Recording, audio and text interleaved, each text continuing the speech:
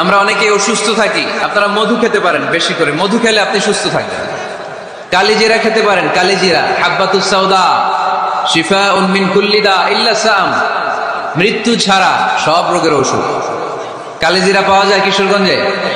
কালিজিরারে কি বলেন আপনারা?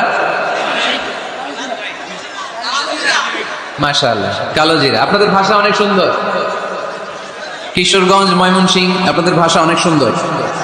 তো এই কালোজিরা আপনারা খাবেন, মধুর সাথে মিক্স করে খাবেন। সুস্থ রাখবে কে? আমি প্রায় বলি যে কোরআনিক এই মেডিসিন গুলো আপনারা খাবেন, মাখবেন, এগুলো অনেক ভালো।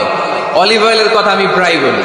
আল্লাহ রাসূল সাল্লাল্লাহু আলাইহি ওয়াসাল্লাম অলিভ অয়েল মাখতেন, জাইতুনের তেল দিয়ে দাড়িতে মাখতেন, চুলে মাখতেন, গায়ে মাখতেন। চামড়া সহজে কুচকে যায় না, চেহারা উজ্জ্বল থাকে, চুল সহজে সাদা হয় না।